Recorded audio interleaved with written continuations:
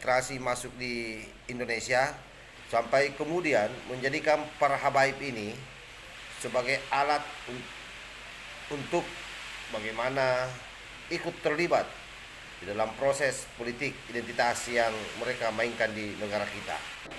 Mereka mengatasnamakan habaib karena mereka tahu orang-orang Nahdien ini takdimnya secara luar biasa kepada para habaib.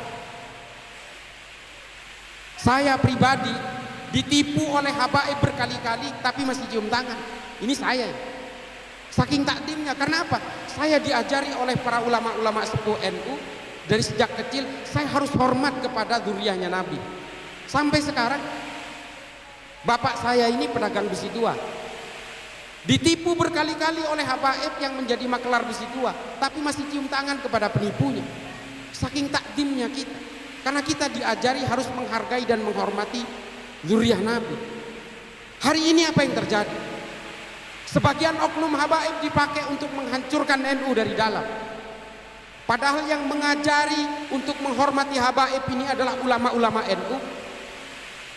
Kita diajari untuk betul-betul takdim kepada para habaib. Tapi sebagian oknum habaib hari ini dipakai oleh orang yang ingin menghancurkan NU dari dalam, lalu menghina ulama-ulama NU, menghina Gus Dur, dibuta-butakan dan sebagainya. Karena mereka tahu salah satu kelemahan NU adalah para habaib. Dan hari ini kita betul-betul dibius oleh oknum-oknum yang mengatasnamakan habaib tapi menggerus orang NU satu persatu karena persoalan-persoalan politik. Yang waras tidak boleh mengalah terhadap mereka para pencoleng-pencoleng agama yang menjadikan agama sebagai alat politik.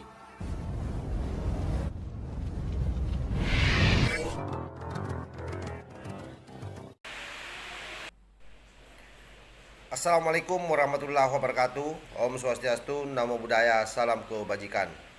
Sahabat-sahabat Tolang Sembilang yang saya hormati dimanapun juga berada, pagi ini kita akan mendengar bagaimana Gus Islam belak-belakan terhadap situasi politik Islam yang terjadi dari masa ke masa. Tidak perlu berlama-lama, mari kita dengar secara bersama-sama. Assalamualaikum warahmatullahi ta'ala wabarakatuh. Yang saya hormati panutan saya Kiai Yusuf Khudori dan juga beserta seluruh zuriyah Kiai Khudori, para alim, para ulama, para asatid, alumni dari Subhanul Waton yang saya muliakan dan dirahmati Allah, dan yang saya hormati juga Bapak Brigjen Polisi Tubagus Ami Prindani, Direktur Pencegahan Densus 88, dan siapapun yang bisa menyimak dalam berbagai paparan ini nanti dalam majelis ini secara online atau secara rekaman. Adik-adikku sekalian, para santri maupun para alumni, mungkin ada sebagian yang sudah mengenal saya atau belum mengenal sama sekali, jadi saya perlu memperkenalkan diri. Nama saya Islah Bahrawi, saya lahir di Madura. Ini kalau acara alumni ini memang biasanya agak asik gitu, cerita-cerita tentang masa lalu, tentang waktu mondok seperti apa. Ini saya juga mengalami hal yang sama. Jadi kalau saya memberikan materi di acara alumni ini ya memang harus sedikit bersabar. Ada yang asik ngobrol gitu, waktu zaman dulu ke kantin atau apa gitu. Nggak apa-apa. Yang penting pada garis besarnya nanti disimak saja, nggak apa-apa. Nanti tinggal disalurkan ke keluarga, ke ponaan atau ke seluruh lingkungan, ke teman nongkrong, teman ngopi. Karena apa yang ingin saya sampaikan ini insya Allah mungkin agak sedikit serius tentang politik Islam masa lalu, hari ini dan masa depan. Ini mungkin menjadi penting karena kalau kata pengajiannya Kiai Yusuf Khudori di dalam Ihya itu dikatakan bahwa Islam dan politik itu seperti saudara kembar. Ini kata Imam Ghazali. Jadi orang Islam harus berpolitik untuk bisa mengawal supaya ruang-ruang politik ini tidak keluar dari jalur maqasidus syariah. Nah, Bapak Ibu sekalian, para alim, para ulama, para masyayikh, para asatid, sebenarnya kalau kita perhatikan ya, politik Islam secara historik, ini kita udah mulai mengarah ke materi yang agak sedikit serius. Mungkin dari sebagian santri dan alumni sudah tahu sejarah-sejarah, sudah tahu tentang bagaimana politik Islam itu bergerak dari abad ke abad. Politik Islam itu ketika setelah Rasulullah wafat, ini kemudian menjadi satu permasalahan baru ketika kekuatan politik Islam ini berada di tangan orang-orang yang tidak punya sifat maksum. Ini kemudian menjadi berbagai dinamika politik di dalam Islam ini kemudian penuh dengan dinamika, penuh juga dengan kejahatan-kejahatan. Ini yang menjadi masalah memang. Nah, saya ingin menyampaikan beberapa sejarah. Ini mohon maaf, ini karena agak molor ya, mungkin nggak bisa lama sedikit, nggak apa-apa. Jadi memang Rasulullah wafat, jenazahnya belum dimakamkan, sudah timbul persoalan politik di Madinah, yaitu apa? Pertengkaran antara Sayyidina Umar dengan Sa'ad bin Ubadah. Ini adalah konflik politik pertama setelah Rasulullah wafat. Bahkan jenazahnya Rasulullah belum dimakamkan. Ini sudah ada konflik dalam persoalan politik. Kaum Muhajirin dan kaum Ansor yang tadinya sangat solid pada masa Rasulullah, akhirnya terpaksa terpecah belah karena persoalan orientasi politik. Ini yang menjadi persoalan. Politik kemudian sedikit memecah belah Islam. Sa'ad bin Ubadah dan Sayyidina Umar ini berebut untuk menentukan siapa penggantinya Rasulullah setelah wafat ini.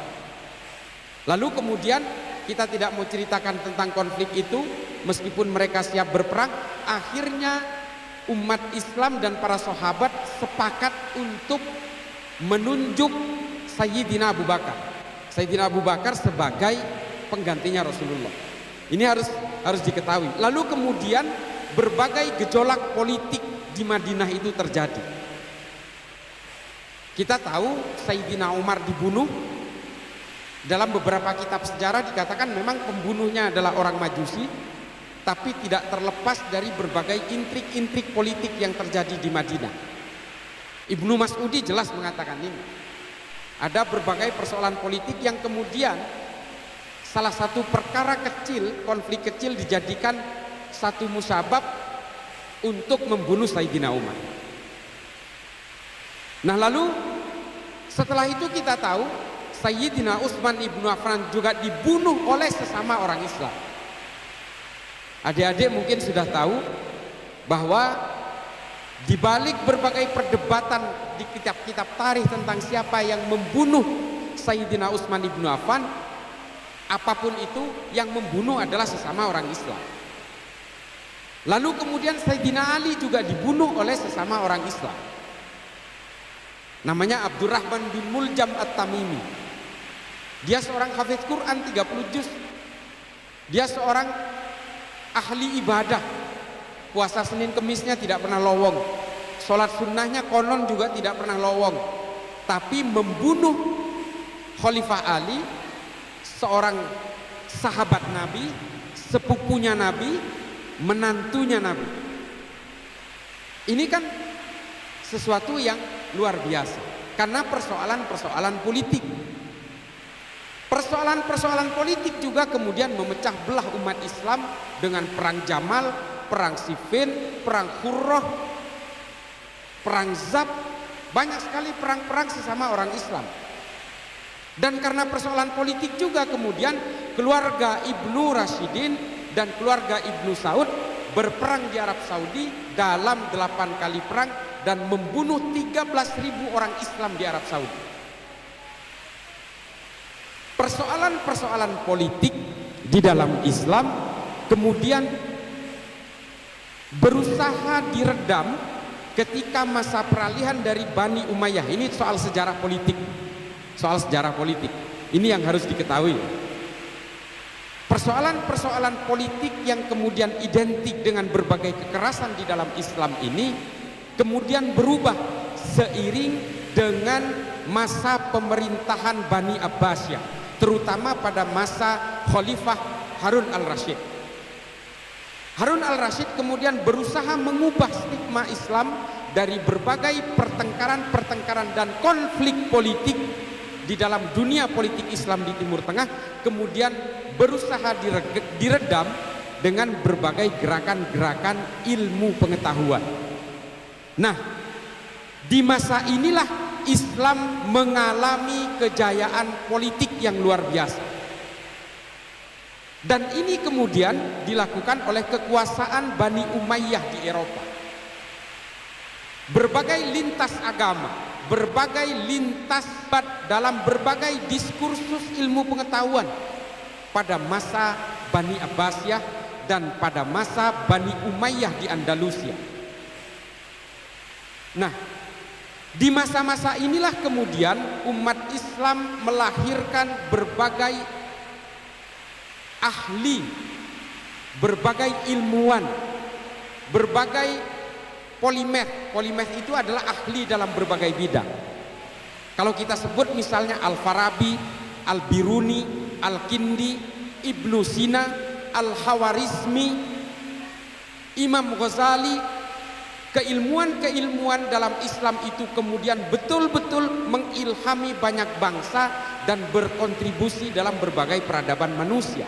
Mulai dari musiknya Al-Farabi, mulai dari ilmu kedokterannya Ibnu Sina, mulai dari ahli matematika Al-Khawarizmi, mulai dari konsepsi pertama tentang lensa. Nih, mungkin adik-adik sekalian tidak tahu, yang menciptakan lensa, konsep pertama lensa di dunia ini adalah orang Islam. Ditulis secara gamblang dalam kitab namanya Kitabul Hayah. Inilah adalah konsep pertama lensa, tapi karena di Islam kemudian karena sibuk dengan berbagai konflik politik, Kitabul Hayah ini diusung ke Jerman. Dan kemudian kita kenal hari ini yang menemukan lensa pertama kali orang Jerman. Padahal konsepsi pertama ini ditemukan oleh orang Islam ketika orang Islam betul-betul sibuk dengan ilmu pengetahuan.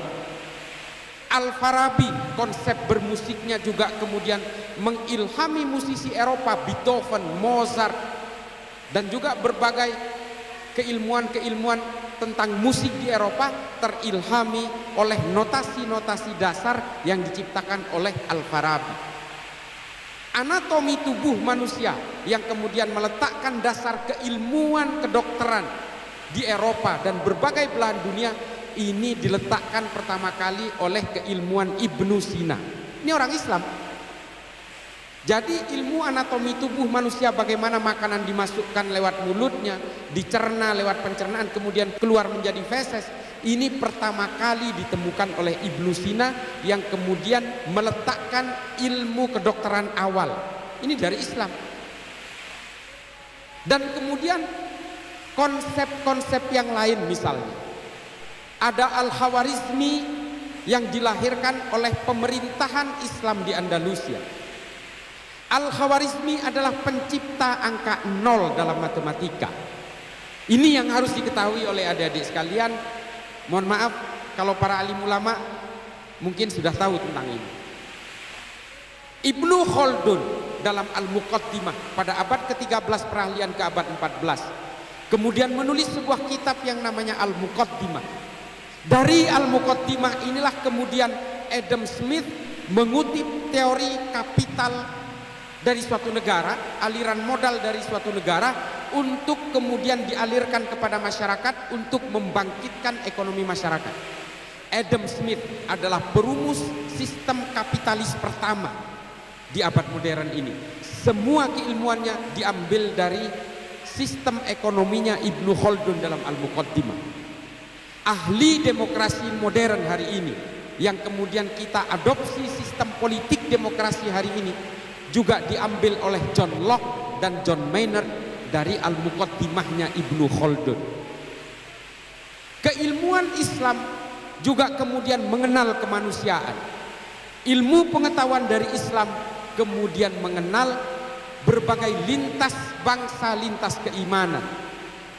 Ketika Islam berjaya dalam ilmu pengetahuan, juga melahirkan seorang pendeta Kristen yang bernama Al-Ibri.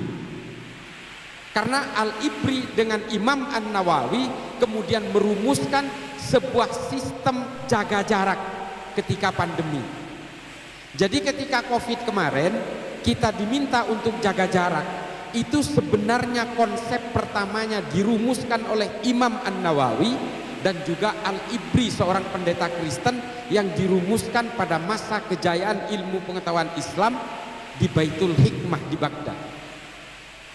Baghdad ketika umat Islam berkenalan dan betul-betul berjaya dengan ilmu pengetahuan menjadi epicentrum kebudayaan, politik, ekonomi dan ilmu pengetahuan dunia. Menggeser Athena, Yunani, menggeser Roma ketika bangsa Romawi berkuasa, dan Baghdad betul-betul menjadi epicentrum dunia ketika itu. Sama kurang lebih dengan New York hari ini. New York hari ini menjadi epicentrum ekonomi dunia karena ada Wall Street, ada Nasdaq dan sebagainya. Dulu New Yorknya dunia itu Baghdad. Betapa hebatnya umat Islam secara politik, secara ekonomi, dan juga secara kebudayaan pada masa itu. Dan kemudian di masa kejayaan Bani Umayyah di Eropa juga melahirkan lintas keimanan juga. Dari Eropa, Bani Umayyah melahirkan Maimonides, seorang Yahudi yang kemudian berkontribusi dalam keilmuan-keilmuan Islam dan berbagai keilmuan-keilmuan dalam peradaban manusia. Melahirkan Al-Khawarizmi dari pemerintahan Islam di Andalusia. Dengan ilmu pengetahuan kemudian umat Islam berjaya meskipun sudah diruntuhkan oleh bangsa Mongol, Bani Abbasiyah, tapi kemudian pemerintahan Seljuk yang kemudian masuk Islam, pemerintahan Mamluk yang kemudian menjadi cikal bakal pemerintahan Kekaisaran Utsmani di Turki, ini juga berhasil diglorifikasi lewat ilmu pengetahuan. Dengan ilmu pengetahuan, politik Islam kemudian berjaya sejaya-jayanya. Lalu di mana berubahnya? Berubahnya politik Islam itu ketika pemahaman-pemahaman ini dipelintir paksa demi kebangkitan politik keluarga Ibnu Saud di Saudi Arabia. Berubahnya di situ. Yang kemudian kita kenal dengan ajaran-ajaran Salafi Wahabi hari ini. Islam kemudian identik dengan berbagai kekerasan. Dan kemudian berbagai fikih-fikih dibuat untuk supaya mendukung kekuatan politik keluarga Ibnu Saud. Ajaran-ajaran dari Ibnu Taimiyah dalam kitab Majmu' al-Fatawa dengan konsep al-wala wal bara kemudian dimodifikasi sedemikian rupa oleh Muhammad bin Abdul Wahab untuk dilaksanakan di Saudi demi konsumsi politiknya keluarga Ibnu Saud. Ini kan memang menjadi perdebatan kemudian. Apakah al-wala wal baroknya versinya Ibnu Taimiyah dan al-wala wal baroknya versi dari Muhammad bin Abdul Wahab ini berbeda? Saya pastikan berbeda. Ibnu Taimiyah menulis Majmu' al-Fatawa untuk membangkitkan gerakan politik Islam di abad pertengahan setelah terpuruknya Bani Abbasiyah karena diserbu oleh bangsa Mongol. Dan Ibnu Taimiyah hidup pada masa perang salib, perang antara orang Eropa dan orang Timur Tengah untuk merebut Yerusalem, Baitul Maqdis. Disitulah kemudian Ibnu Taimiyah membuat rumusan al-wala wal bara, membangun monoloyalitas dan membangun permusuhan dengan orang yang berbeda keimanan. Ini ditulis oleh Ibnu Taimiyah dalam Majmu' al-Fatawa. Tapi yang menjadi masalah kemudian adalah ketika Muhammad bin Abdul Wahab membuat rumusan ini untuk diterapkan di Saudi Arabia, di mana semua orang Saudi Arabia ketika itu satu keimanan. Lalu kemudian dirubah bahwa meskipun dalam satu keimanan kita harus bermusuhan, meskipun dalam perbedaan orientasi politik. Dimodifikasi sedikit oleh Muhammad bin Abdul Wahab. Konsep al-wala wal bara yang pada masa Ibnu Taimiyah, permusuhan itu diwujudkan dalam perbedaan keimanan. Oleh Muhammad bin Abdul Wahab, permusuhan itu juga harus dibangun meskipun dalam satu keimanan tapi berbeda orientasi politik. Mengapa dimodifikasi sedemikian rupa? Karena musuhnya keluarga Ibnu Saud itu adalah seorang zuriyah Nabi bernama keluarga Ibnu Rashidin. Repot memecah belahnya, sehingga kemudian meskipun sama-sama Islam tapi beda dukungan politik, maka kita juga harus bermusuhan. Konsep al-wala wal bara itu melencengnya di sini. Itulah mengapa kemudian gerakan-gerakan Wahabisme internasional ini kemudian tidak peduli meskipun sesama orang Islam tapi orientasi politiknya berbeda, maka juga harus dikafir-kafirkan, harus dimusuhi, harus dimusnahkan, harus dibinasakan. Apalagi orang yang berbeda keimanan. Gerakan-gerakan Wahabi inilah kemudian yang melahirkan berbagai gerakan-gerakan atas nama agama Islam. Di Arab Saudi, antara keluarga Ibnu Saud dan keluarga Ibnu Rashidin membunuh 13.000 orang Islam di Arab Saudi. Tadinya sama, makanya ulama-ulama kita termasuk Mbah Khalil, Mbah Hashim Asy'ari dan juga kakek saya ketika mondok di Mekah itu masih aman-aman saja. Ketika munculnya Muhammad bin Abdul Wahab dari Najd pada tahun 1937, di sini keluar masalah. Muncullah ajaran-ajaran Wahabi yang memelintir ajaran-ajaran Majmu' al-Fatawanya Ibnu Taimiyah. Sehingga apa?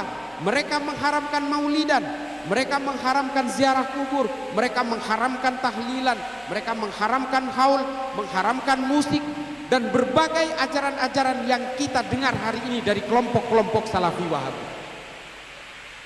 Mengapa mereka mengharamkan maulidan? Saya mau tanya, ada yang tahu alasannya? Alasannya kan cuma bid'ah. Padahal tujuan aslinya adalah supaya orang Saudi ketika itu tidak punya idola lain selain keluarga Ibnu Saud. Mereka berusaha memutus mitos politik, mitos budaya, dan juga mitos-mitos ajaran dari orang-orang sebelumnya. Jadi kalau hari ini mereka mengatakan ajaran mereka berdasarkan berbagai ajaran salafus soleh, ini sebenarnya salafus solehnya mereka. Dan mereka mengapa mengharamkan ziarah kubur? Karena mereka maunya orang Saudi betul-betul putus dengan berbagai kelompok-kelompok masa lalunya. Mengapa mereka mengharamkan tawassul kepada para wali dan para ulama? Karena mereka tidak mau ada ajaran-ajaran yang ngerecokin ajaran mereka. Mereka ingin memutus tali psikologis antara orang Saudi dengan para ulama dan juga para wali, sehingga mereka juga memutus tawassulnya. Itu maksud mereka. Dan mengapa mereka mengharamkan kebudayaan-kebudayaan baru? Mereka mengharamkan musik.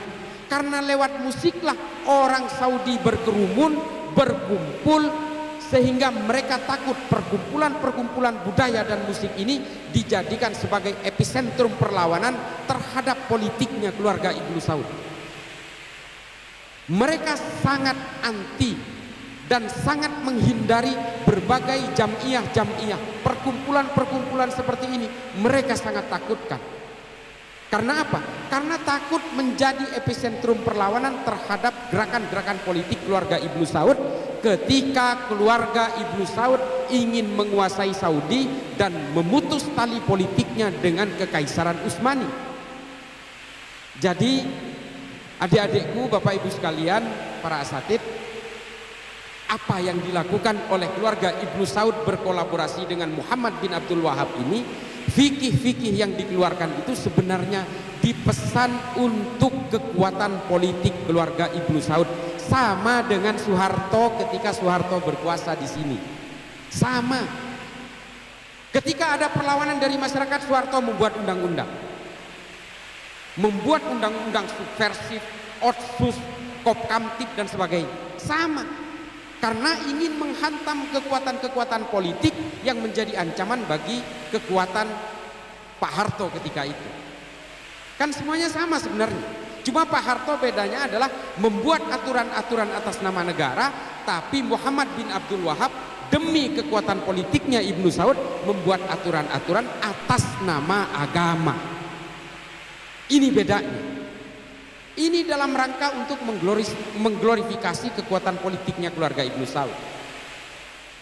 Nah, kemudian ajaran-ajaran ini diekspor paksa ke kita hari ini yang suasananya berbeda, kulturnya berbeda, sistem politiknya berbeda, klimatologinya berbeda, geografinya berbeda, demografinya berbeda.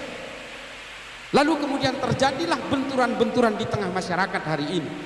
Orang yang berbeda dengan mereka dihakimi, dikafirkan, dan dianggap sebagai orang jahiliyah yang suatu saat kelak kalau mereka menolak untuk sama dengan mereka, maka mereka adalah orang-orang yang halalnya untuk ditumpahkan. Hari ini boleh mereka berkata, orang-orang salafi hari ini boleh mereka berkata bahwa demonstrasi diharamkan, menghina pemimpin diharamkan, tapi setelah orang masuk kepada kelompok mereka, mereka akan dibangun dengan pemisahan-pemisahan. Karena mereka merasa ajarannya adalah yang paling orisinil, mereka akan menganggap orang yang berbeda adalah orang yang tercemar. Kita kemudian dituduh sebagai ahlul bid'ah, sebagai ahli neraka dan sebagainya. Ini adalah konsep al-wala wal bara' yang kemudian diselewengkan oleh orang-orang Wahabi. Wahabi kemudian menjadi persoalan hari ini. Saya sering mengatakan di dalam berbagai media sosial, saya memastikan 99,9% yang ditangkap oleh Pak Ami ini adalah berpaham Salafi Wahabi. Saya pastikan. Saya punya datanya. Kalau ada yang membantah ini, silahkan daftar ke saya pertemukan langsung dengan teroris. Sama fikihnya, sama pemahamannya. Mengharamkan musik, iya. Mengharamkan tahlil, iya. Membenci orang yang berbeda, iya. Cuma ulama-ulama, ustadz-ustadz hari ini Salafi Wahabi yang seolah-olah sejuk, ini adalah pintu pembuka, produk akhirnya teroris-teroris yang ditangkap oleh Pak Ami dari Densus 88. Ada proses kesadaran kognitif yang mereka bangun sehingga akhirnya mereka membenci siapapun yang berbeda. Bukan hanya yang berbeda keimanan, tapi bahkan yang satu keimanan tapi dianggap berbeda tafsir dengan mereka, mereka akan kafirkan pada akhirnya.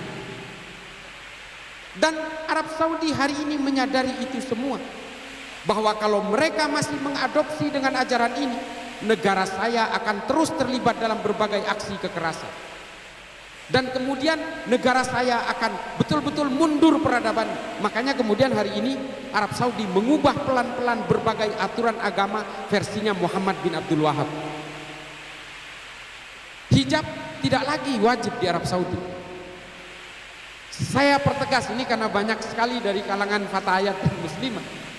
Di Saudi hari ini tidak diwajibkan memakai hijab. Dan perempuan Saudi kalau mau keluar negeri tidak harus dengan mahramnya. Perempuan di Saudi hari ini boleh nyetir kendaraan. Perempuan di Saudi hari ini boleh bekerja dan menjadi supir Grab.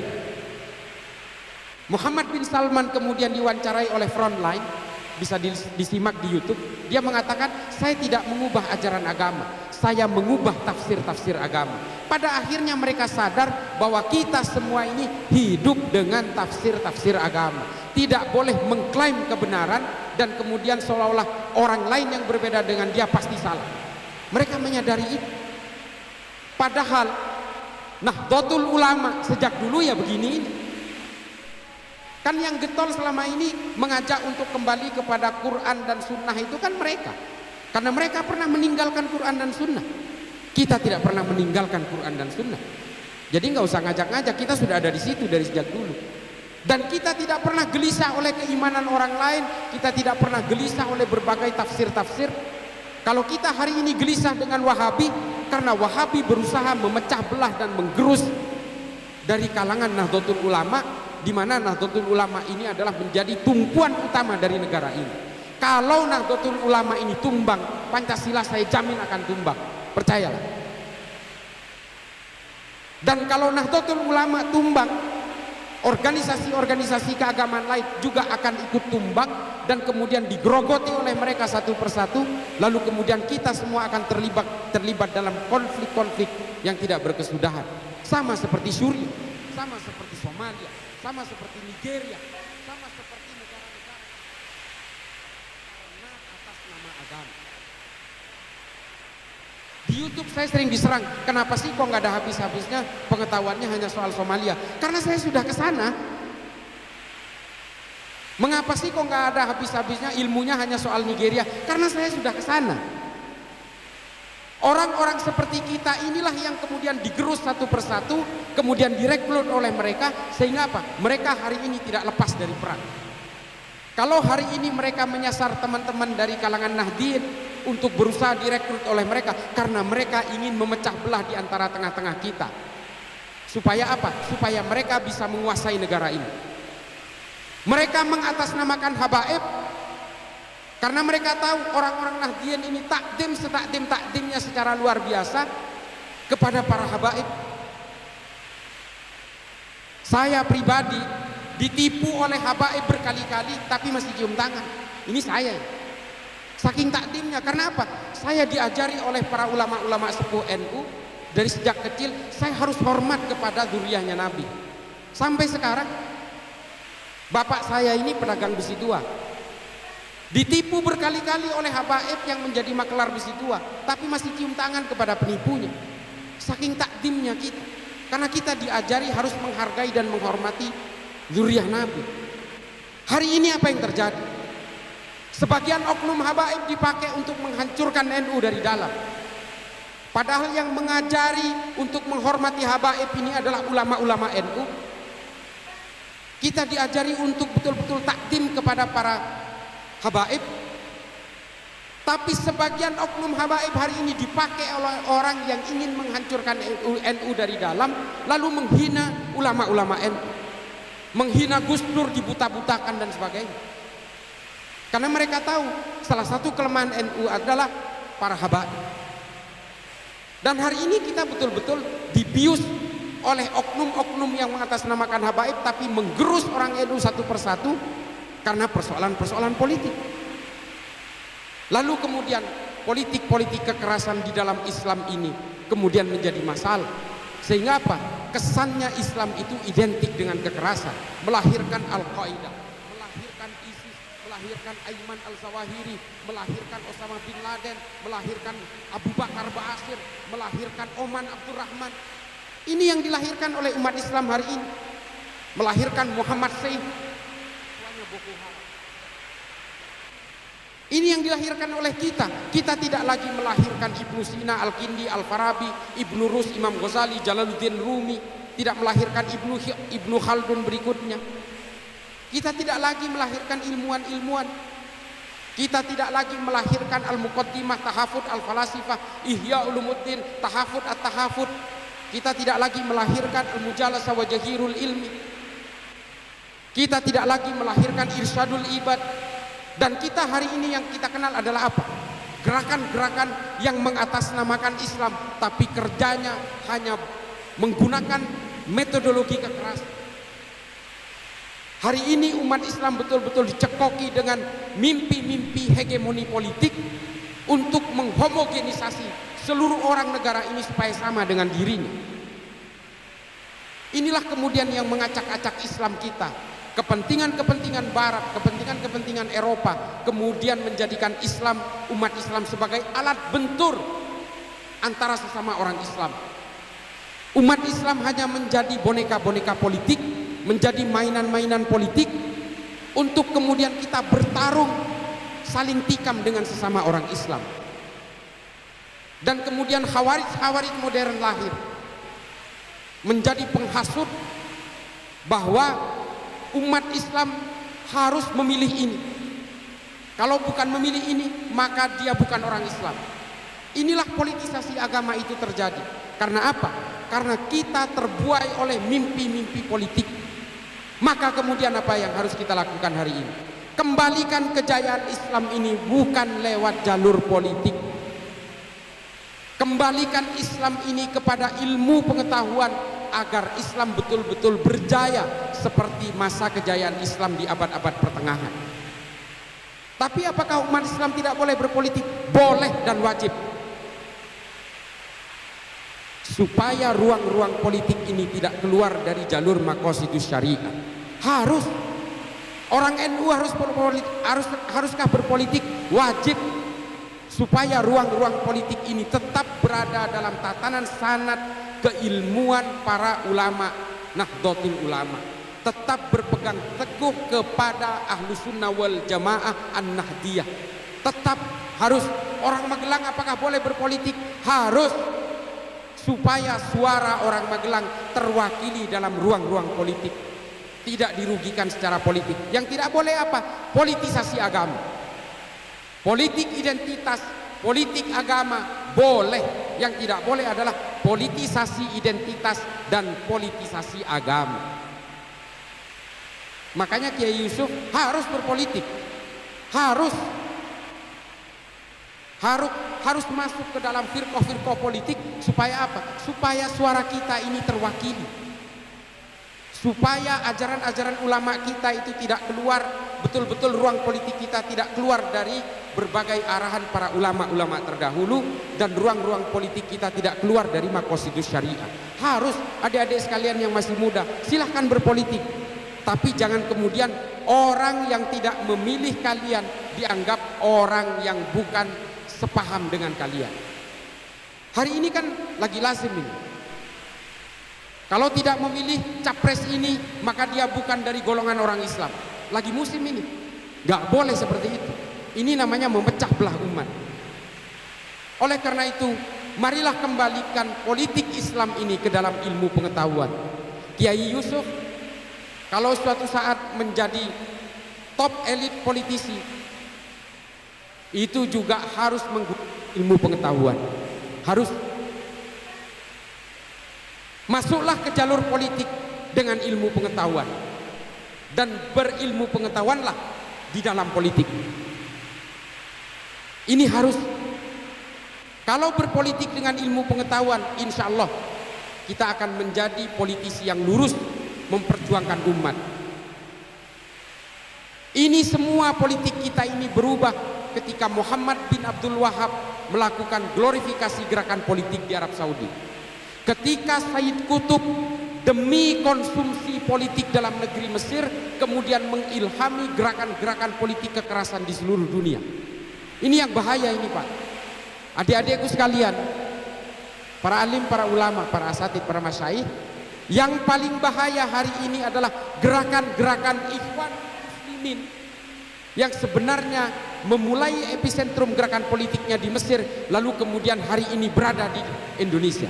Ini yang paling bahaya. Karena ubudiahnya sama dengan kita.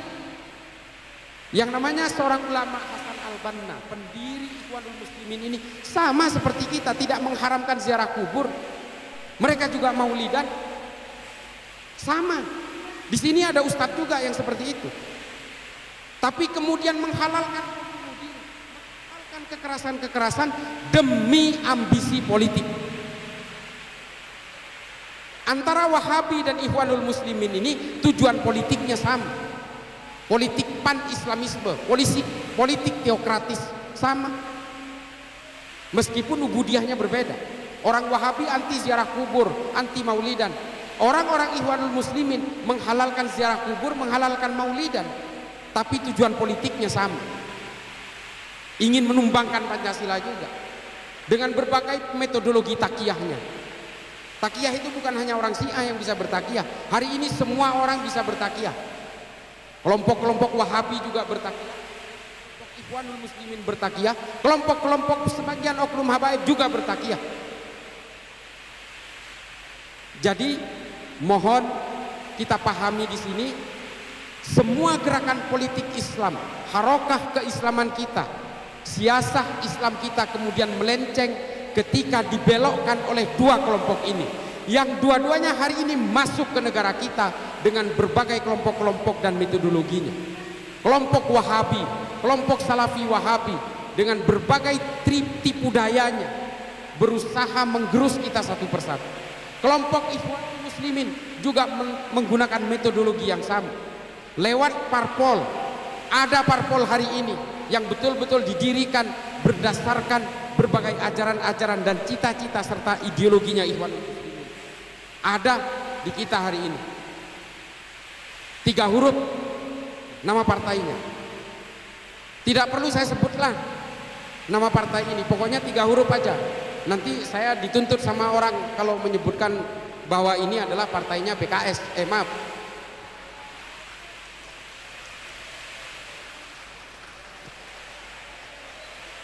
Ini adalah betul-betul cabang dari Ikhwanul Muslimin yang berusaha menggerus kita hari ini.